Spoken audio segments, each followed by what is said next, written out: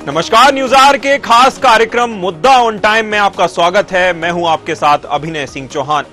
छत्तीसगढ़ की राजधानी रायपुर के दक्षिण में उपचुनाव का समर अपने चरम पर है, जहां भाजपा और कांग्रेस अपनी पूरी ताकत झोंकते हुए नजर आ रहे हैं। उपचुनाव की गहमा गहमी के बीच सांसद बृजमोहन अग्रवाल ने कांग्रेस को बड़ा चैलेंज दिया है। उन्होंने कहा है कि कांग्रेस पिछले चुनाव से ज्यादा वोट लेकर दिखाए, जिसको लेकर पूर्व मुख्यमंत्री भूपेश बघेल ने पलटवार किया है। तो चलिए शुरू करते हैं मुद्दा ऑन टाइम।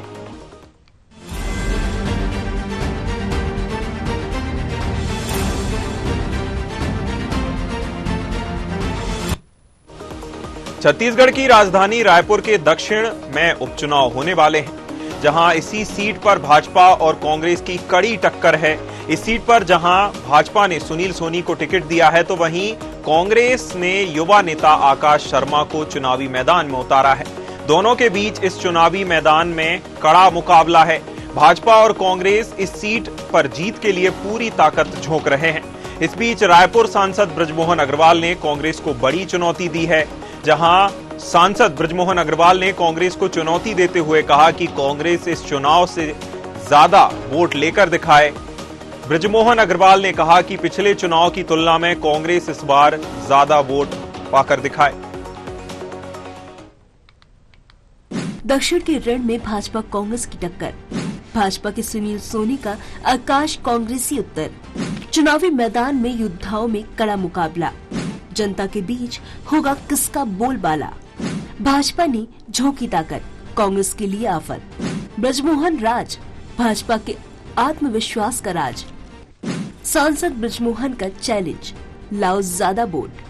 क्या कांग्रेस पहुंचा पाएगी मत रूपी चोट? गौरतलब है कि साल 2023 में रायपुर दक्षिण क्षेत्र में विधानसभा चुनाव में भाजपा के प्रत्याशी बृजमोहन अग्रवाल प्रदेश भर में सबसे अधिक 67,000 से भी ज्यादा वोटों से चुनाव में जीते थे। उन्हें 1,09,263 वोट मिले थे, जबकि कांग्रेस के प्रत्याशी महंत राम सुंदर दास को 41,544 वोट मिले थे। जिसके बाद बृजमोहन अग्रवाल के सांसद बनने के बाद से ये सीट खाली हो गई। स्वास्थ्य मंत्री श्याम बिहारी जायसवाल का दावा है कि 40 सालों के बाद 9वीं बार भी रायपुर दक्षिण से भाजपा का विधायक बनेगा।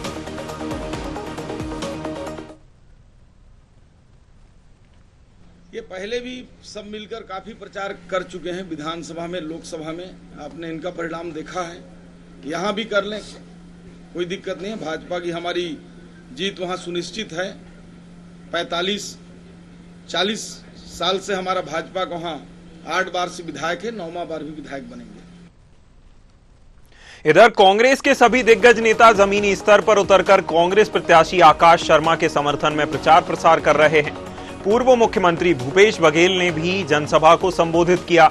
बृजमोहन अग्रवाल की चुनौती को लेकर पूर्व मुख्यमंत्री भूपेश बघेल ने कहा कि बृजमोहन अग्रवाल चुनौती ना दें तो ज्यादा बेहतर है।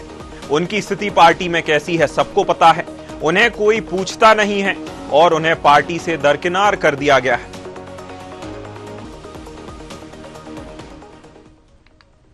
बृजमोहन अग्रवाल जी चुनाव तो लड़ नहीं रहे है ना, और उसको दूध में पड़े मक्खी की तरह भारतीय जनता पार्टी ने निकाल फेंका है।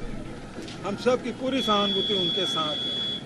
वो मंत्री भी नहीं बने, प्रदेश से बाहर भेज दिए गए, और आज उसके साथ भारतीय जनता पार्टी कोई नेता उसको साथ नहीं दे रहा है, वो अकेले पड़ गए हैं। और ऐसे में बृजमोहन अग्रवाल जी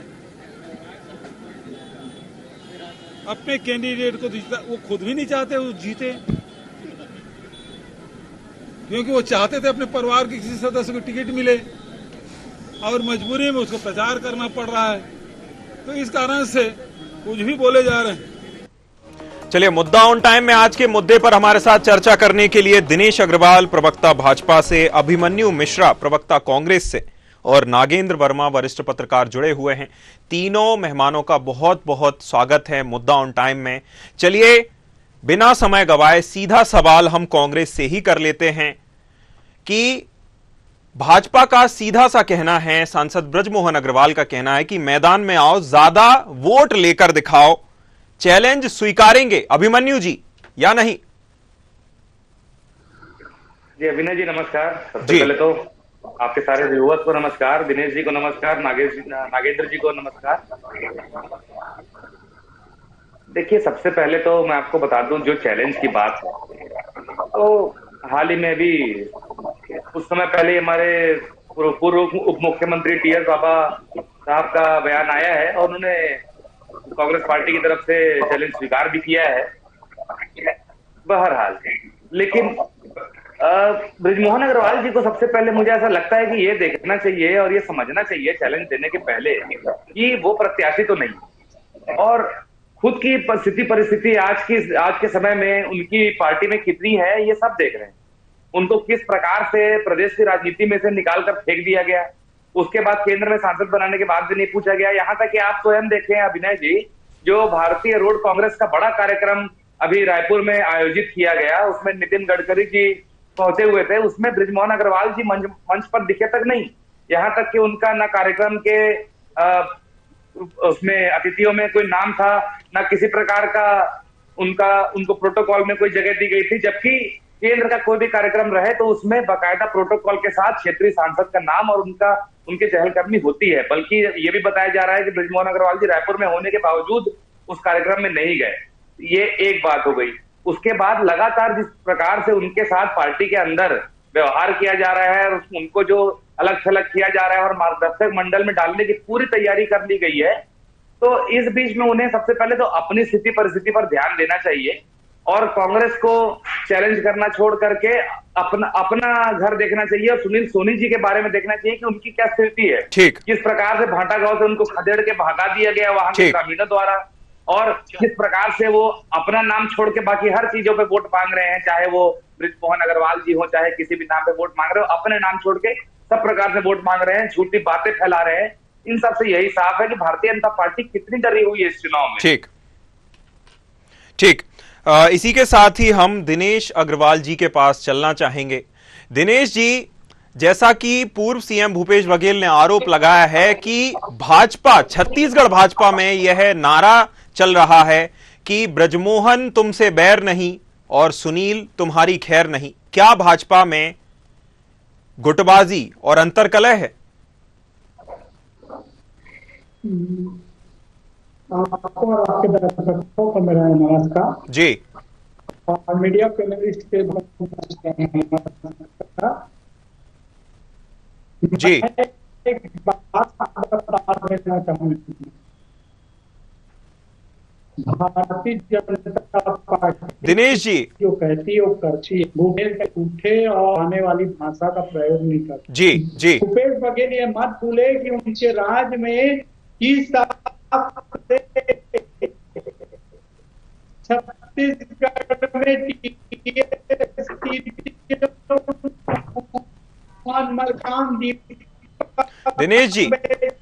दिनेश जी आपकी आवाज नहीं पहुंच पा रही है। दिनेश जी आपकी आवाज नहीं पहुंच पा रही है। हम आगे वरिष्ठ पत्रकार का रुख कर लेते हैं। नागेंद्र वर्मा जी, जिस प्रकार से चुनौती देकर एक तरह से चुनौती दी जाती है, इसे एक मनोवैज्ञानिक तौर पर भी धाक जमाने जैसा बताया जाता है।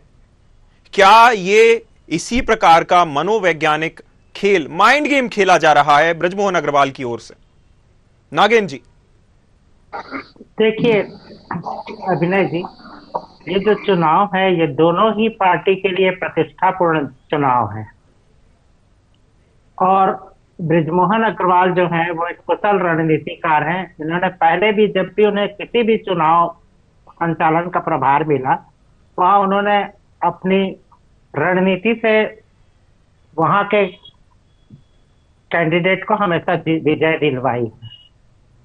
तो हम कह सकते हैं, और दूसरी चीज लगातार उन्होंने इस सीट से 8 बार विजय हासिल की है और बीजेपी से अपना गढ़ मान चुकी है, तो वो किसी भी कीमत में इस सीट को खोना नहीं चाहती जी।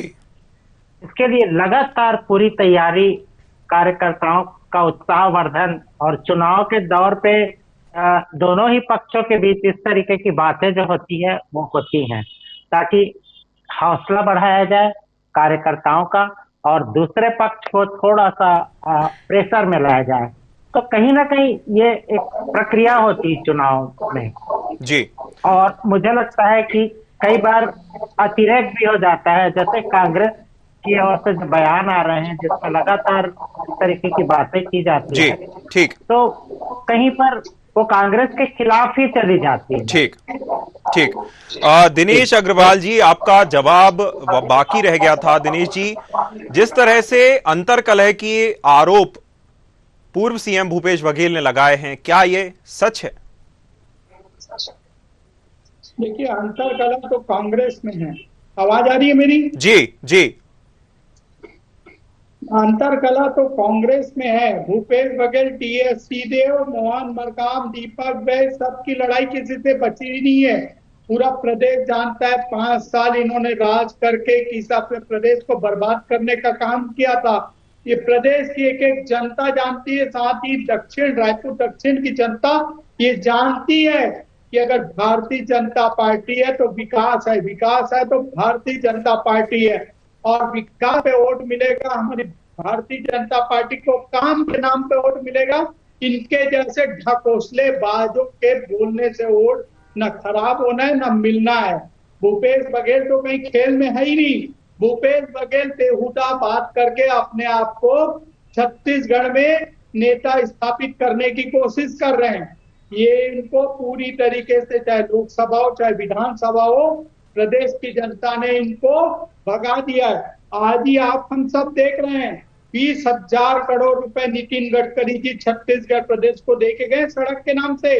4 फ्लाईओवर बनने वाले रायपुर शहर में। रायपुर शहर विकास की दौर में बहुत ही आगे निकल चुका है, और भूपेश बघेल विकास की राजनीति को छोड़ के टीका टिप्पणी करके, क्योंकि इन्होंने कभी काम तो नहीं किया, खाली लोगों को लड़वाया, झगड़वाया, चाली चुगली करके अपनी राजनीति रोटी सेकी।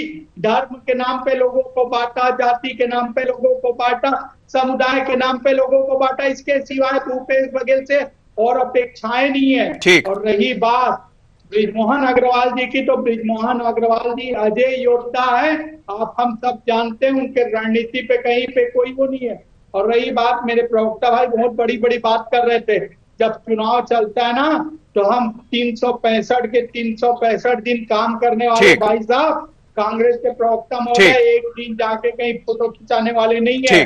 और हम अपनी जमीन जानते हैं, क्योंकि हम जमीन से पैदा किए हुए, संघर्ष से अगर किसी ने पैदा हुआ है तो भारतीय जनता पार्टी पैदा हुई है। हम संघर्ष करके आए हुए लोग हैं, जनता के बीच की आए हुए लोग हैं। इसलिए आपको मैं ये विश्वास दिलाता हूँ, और साथ ही कांग्रेस की पूर्वों में भी जमानत जब्त हो गई थी, देखे थे रामचंद्र दास। और इस बार तो और स्थिति खराब होने वाली कांग्रेस की, और भारी बहुमत से भारतीय जनता पार्टी जीत रही है। ठीक। अभिमन्यु मिश्रा की जी की तरफ चलते हैं। अभिमन्यु मिश्रा जी, पूर्व सीएम भूपेश बघेल कहते हैं कि इस बार सरकार को निपटाना है। 11 माह में ऐसा क्या हो गया कि सरकार को निपटाने की नौबत अब आन पड़ी है? देखिए, 11 माह में सबसे पहले तो अभिनय जी, जिस प्रकार की स्थिति परिस्थिति है ये सबके सामने है। चाहे लॉ एंड ऑर्डर हो, चाहे किसी भी तरीके की स्थिति हो, चाकूबाजी की घटनाएं हैं, गोलीबारी की घटनाएं हैं, पुलिस की कस्टडी में तक लोग सुरक्षित नहीं है। और उसके आगे आप क्या कह सकते हैं? तो ये सब स्थितियां हैं। तो जिस प्रकार से अभी थोड़ी देर पहले दिनेश जी कह रहे थे कि भूपेश बघेल जी का चुनाव में क्या रोल है, तो मैं उनको बता दूं कि वो तो पूर्व मुख्यमंत्री है, स्टार प्रचारक हैं। बृजमोहन अग्रवाल जी जो इतने बड़ी बड़ी बातें कर रहे हैं और चैलेंज अपनी तरफ से दे रहे हैं, उनका क्या रोल है मैं पूछना चाहूंगा। क्या वो चुनाव लड़ रहे हैं क्या? या उनको अभी भी ऐसा लगता है कि मैं चुनाव लड़ रहा हूँ, सुनील सोनी से रबर स्टैंप है मेरा? आप देखिए, सुनील सोनी जी के बयानों में भी वो अपने नाम पे वोट नहीं मांगते, वो तो बृजमोहन अग्रवाल जी के नाम पे वोट मांगते हैं। और ये जो अपना गढ़ बता रहे हैं ना, और जो इतना बड़ा अगर वो गढ़ था, इतना उनको रायपुर दक्षिण से प्रेम था, तो केंद्र की टिकट उन्होंने क्यों धोखा दिया रायपुर दक्षिण की जनता को? और धोखा इस प्रकार से दिया, जब उन्होंने चुनाव लड़ा, जनता ने उन्हें 5 साल के लिए चुना, और जब 5 साल के लिए जनता ने चुना और तुरंत उनको कुछ महीने बाद लोकसभा का टिकट दिया गया और उनको अपने क्षेत्र से इतना प्रेम था, तो उन्होंने मना क्यों नहीं कर दिया? उन्होंने इतना तक के कहा कि मुझे कोई जानकारी नहीं थी इस टिकट के बारे में, तो उन्होंने क्यों नहीं मना कर दिया कि मुझे अपने क्षेत्र की जनता से बहुत प्यार है और मैं अपने वहां रह करके उनकी सेवा करना चाहता हूं, मैं लोकसभा की टिकट नहीं चाहता? उन्होंने तो बराबर कहा, उनका मन नहीं था ये भी बताया। कि मना करने की हिम्मत नहीं थी ये कैडर।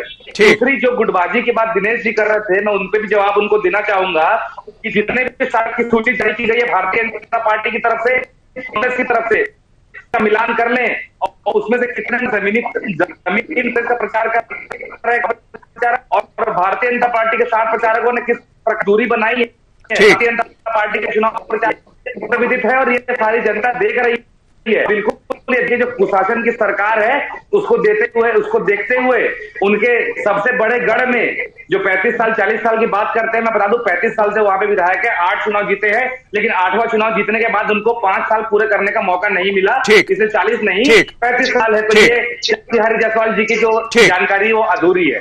उसके बाद जो बता दूं मैं, दिनेश अग्रवाल जी और बृजमोहन अग्रवाल जी, इनके सारे जो भारतीय जनता पार्टी के नेता जो ओवर कॉन्फिडेंस में है और बड़ी बड़ी बातें कर रहे हैं कि 44,000 वोट पिछली बार का वोट पार कर दो, तो पिछली बार का वोट तो हम पार करेंगे ही करेंगे, उसकी चिंता आप मत करें। आपके निष्क्रिय सुनील सोनी जी को इस बार हरा करके हम दिखाएंगे, ये आप देख लीजिएगा चुनाव में 23 तारीख को रिजल्ट सबके सामने होगा। ठीक है। दिनेश अग्रवाल जी, जैसा आपने सुना, आरोप लग रहे हैं कि बृजमोहन अग्रवाल जी को प्रदेश की राजनीति से निकालकर बाहर कर दिया गया है, दरकिनार किया जा रहा है, जवाब दीजिए जी।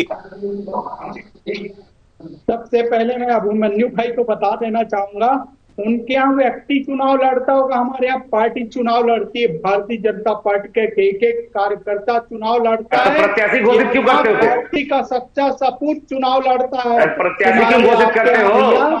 इटली की सोनिया गांधी भैया, फिर की पार्टी है, चुनाव लड़ लो, बाद में बना देना, क्यों धोखा देने का काम करते हो जनता को? चुनाव लड़ती है। आपके भूपेश बघेल जैसे प्रत्याशी क्यों डिक्लेयर करते हो? विधानसभा में की जनता ने बता दिया कि तू भ्रष्टाचारी है, तुम भ्रष्टाचारी की जगह नहीं है। अभी ऐसा नहीं है। और ये जो चुनाव की स्थिति में अगर छत्तीसगढ़ की जनता पहुंची है तो आप लोग की वजह से पहुंची है, और सिर्फ आप लोग की वजह से जो एक्स्ट्रा खर्चा हो रहा है उसके बाद में बात करिए। क्या बृजमोहन अग्रवाल जी को आप अपनी पार्टी का देखिए, आप अपनी पार्टी देखिए, आपको कांग्रेस में गुटबाजी दिखती है, हम कितने वोट पाएंगे इसकी चिंता करते हैं। आप अपनी कितना वोट पाएंगे वो चिंता करिए ना। भाड़ा गांव से आपको खदेड़ के भगाया गया आपके प्रत्याशी को। अरे आपका जो ओवर कॉन्फिडेंस, आप लोग का जो अति उत्साह है, यही आप लोग को ले डूबेगा, देख के रखिएगा। यही अति उत्साह आपको लेके डूबने वाला है, यही उत्साह लेके डूबने वाला है।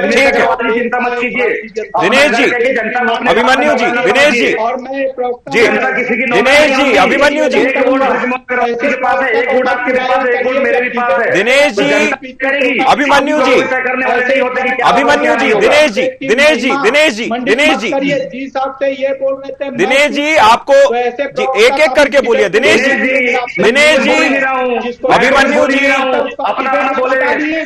जब ये बोल रहे थे हम चुप थे, लेकिन ऐसे प्रवक्ता जो दिनेश जी, दिनेश जी, दिनेश जी, दिनेश जी, दिनेश जी, अभिमन्यु जी, जी रोकना, अभिमन्यु जी आपको रोकना चाहेंगे। एक एक करके बोलिए, एक एक करके बोलिए, समझ में आना चाहिए। जी जी जी, चलिए चौहान जी, मेरा आपसे जी, आप बोलिए जी। दिनेश जी, छोटी सी प्रतिक्रिया, दिनेश जी, छोटी सी प्रतिक्रिया, उसके बाद हम वरिष्ठ पत्रकार पर चलेंगे। जी, अन्यथा मैं आपका डिबेट को देखिए, ये डिबेट अच्छा नहीं है। अगर डिबेट हो रहा है तो जब वो बोल रहे थे मैं चुप था, तो उनका भी फर्ज होता है। ऐसे प्रवक्ता को मत बैठाइए आप डिबेट में। जी दिनेश जी, दिनेश जी, दिनेश जी, मैंने आपको समय दिया है। जी बोलिए, बोलिए दिनेश जी, जी जी जी, दिनेश जी। देखिए चौहान जी, जी, भारतीय जनता पार्टी चुनाव लड़ रही है जी, कोई व्यक्ति विशेष नहीं लड़ता है चुनाव। हमारे यहाँ हर कार्यकर्ता चुनाव लड़ता है। हर कार्यकर्ता सुनील सोनी है, हर कार्यकर्ता बृजमोहन अग्रवाल है, हर कार्यकर्ता विष्णुदेव साय है, हर कार्यकर्ता मोदी जी है, अमित शाह, नड्डा है। क्योंकि हमारे यहाँ पार्टी चुनाव लड़ती है, व्यक्ति विशेष चुनाव नहीं लड़ता। जैसे मेरे भाई प्रवक्ता भाई ने कहा कि बृजमोहन जी चुनाव लड़े, करे मैं भी चुनाव लड़ा वहां से। मैं हूँ मोदी का परिवार, हम सब है मोदी के परिवार, हम सब भारतीय जनता पार्टी के परिवार है। और जहां भी चुनाव होगा वहां हम सब मिल के लड़ते हैं। आपके जैसे भूपेश बघेल, पहले अपने घर की लड़ाई को आप लोग संभाल लीजिए, फिर आप चुनाव मैदान में। आकाश शर्मा जी अपने प्रत्याशी को, पूर्व प्रत्याशी जो दावेदार थे, उन्हीं को नहीं संभाल सक रहे हैं। पूरी जमानत जब्त हो रही कांग्रेस की। ठीक है, चिंता करके। ठीक है, चलिए वरिष्ठ पत्रकार का रुख कर लेते हैं। नागेंद्र वर्मा जी, रायपुर दक्षिण में लगातार जितनी भी बार से बृजमोहन अग्रवाल जीतते चले आ रहे हैं, लगातार मार्जिन जीत का बढ़ा ही है। क्या इस बार कोई चमत्कार की उम्मीद है? देखिए, 2,70,000 लगभग मतदाता जो है कांग्रेस और बीजेपी के प्रत्याशियों के भाग्य का फैसला करने वाले हैं जी। तो ये तो आने वाले समय में पता चलेगा, लेकिन जिस तरीके का अगर हम तुलना करें तो युवा प्रतिनिधि के रूप में आकाश शर्मा आ रहे हैं और वो काफी, उनको भी मुझे लगता है कि जन समर्थन नजर आता है।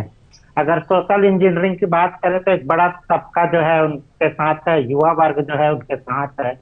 और दूसरी तरफ अगर हम देखें तो ये अब चूंकि ये एक परंपरागत सीट बन चुका है बीजेपी का, गढ़ मानती बीजेपी, तो वो पूरी ताकत इसमें अपनी झोंक रही है। और पत्रकारिता के अपने अनुभव में हम ये साफ कह सकते हैं कि कोई भी उपचुनाव जो होता है वो हमेशा रूलिंग पार्टी के पक्ष में आमतौर पे जाता है।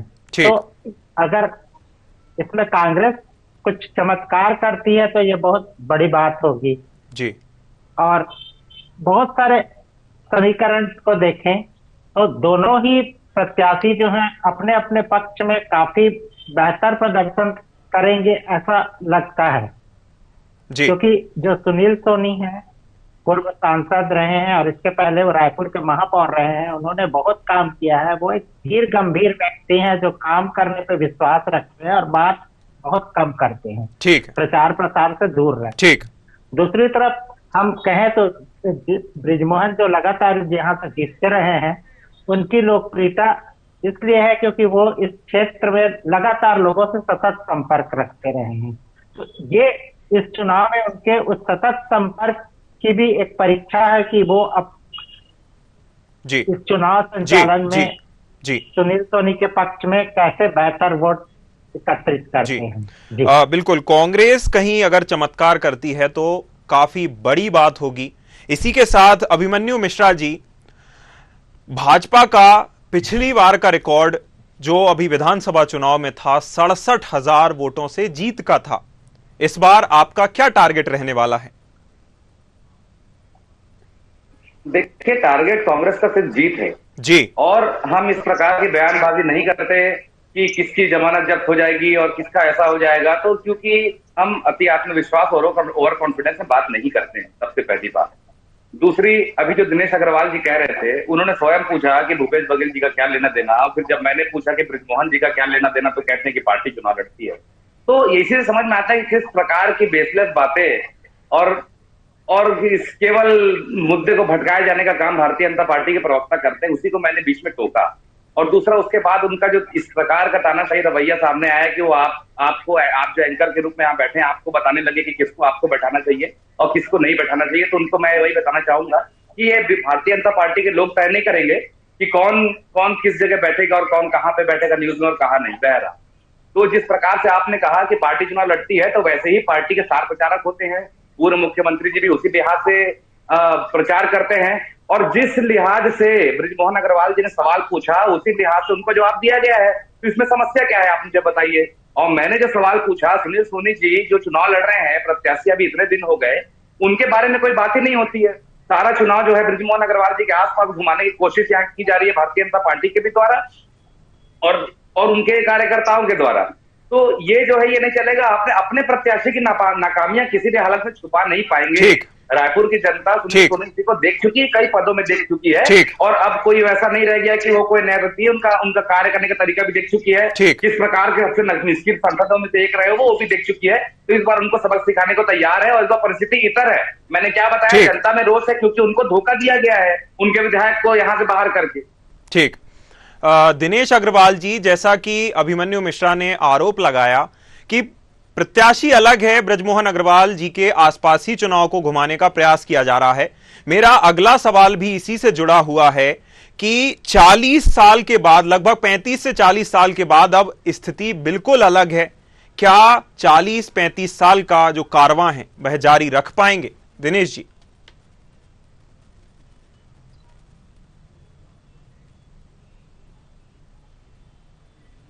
काम दिनेश करने वाले जी। लोग हैं। मैंने पहले भी आपके डिबेट में बोला है कि हम 365 के 365 दिन काम करते हैं और विकास के मुद्दे पे काम करते हैं।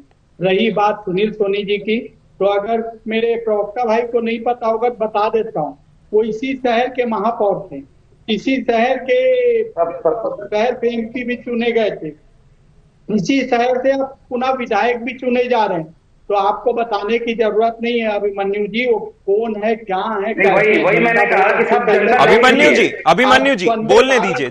जी जी मैं आपसे निवेदन करूंगा ऐसे प्रवक्ता को मत बैठाया करिए प्लीज। एंकर महोदय आपसे निवेदन। दिनेश जी बोलिए दिनेश जी को क्यों बैठा लेते हैं जो सुनने का भी साहस नहीं रख पाता है। ऐसे प्रवक्ता को आप लोग बुला लेते हैं और फिर ज्ञान बांटते हैं कौन आएगा कौन नहीं आएगा। अरे डिबेट करना है, डिबेट टाइप का करो ना। दिनेश जी सवाल का जवाब दीजिए जी। आपसे निवेदन है, कोई कुछ नहीं बोल रहा है, आपसे निवेदन पागल हो रहे हो। अभिमन्यु जी निवेदन करता हूँ ऐसे प्रवक्ता बिल्कुल। अरे मैं कुछ बोल ही नहीं रहा हूँ भाई। जी दिनेश जी ब्रिजमोहन अग्रवाल जी सर्वमान्य नेता हैं जी। आपने देखा होगा वो कुशल रणनीतिकार हैं। हर जगह जाके उनको चुनाव जिताने की अभेद्य विधि उनको आती है। अब ब्रिजमोहन अग्रवाल जी सुनील सोनी जी का चुनाव संचालन कर रहे हैं, आप हम सब देख रहे हैं। और रही बात भूपेश बघेल जी को, ब्रिजमोहन जी को टारगेट करने की आवश्यकता क्यों हो गई। अरे अगर टारगेट करना था सुनील सोनी जी को करना था, लेकिन खुद इनके पार्टी के नेता नहीं जानते, फिर ये चालू हो गए। अभिमन्यु जी वह विनम्रता से निवेदन कर रहे हैं, उन्हें समय दिया गया है, बोलने दीजिए। अगर आप सवाल कर रहे हैं जवाब सुनने का भी समय दीजिए ना। बोलवा लिए चलिए जी। मैं चुप हूँ। मैंने कहा एक शब्द बोला, आपके मना करने के बाद एक शब्द नहीं बोला मैंने डिबेट में। एक भी अभिमन्यु जी मैं एक भी शब्द नहीं बोलूंगा आपके डिबेट में, क्योंकि आपको यही नहीं पता प्रवक्ता कौन होता है, किस शैली में बात किया जाता है। ऐसे प्रवक्ता का बैठा दिए, मैं एक भी शब्द आपके डिबेट में नहीं बैठूंगा। दिनेश जी मैं अभिमन्यु चुप करवाना है ऐसे प्रवक्ता को लाके, तो मैं एक शब्द नहीं बोलूंगा। लेकिन मैंने कुछ कहा ही नहीं है। दिनेश जी क्या कहा है बताइए। दिनेश जी दिनेश जी मैं अभिमन्यु जी की तरफ से मैं आपसे माफी मांगता हूं। विनम्र निवेदन है, हमें आप दोनों के ही जो विचार हैं वह सुनने हैं, इसीलिए हम आप दोनों को बुलाकर आपसे चर्चा कर रहे हैं। अब चलिए इसी के साथ ही हम वरिष्ठ पत्रकार नागेंद्र वर्मा जी की तरफ चलते हैं। जिस प्रकार से मैं चल रहा हूं भाई साहब, ऐसे डिबेट में मुझे नहीं बैठना जहां आप ऐसे प्रवक्ता को बुला रहे होंगे। दिनेश जी और धन्य आइंदा ध्यान रखेंगे। दिनेश जी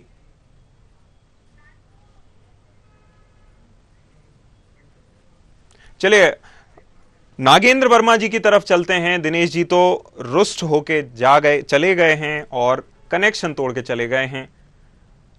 चलिए जानकारों की माने नागेंद्र वर्मा जी तो बहुत समय बाद, लगभग 35 से 40 साल बाद इस सीट पर लेवल प्लेइंग फील्ड है या समान अवसर वाले जो सीट है वह यह बनी है।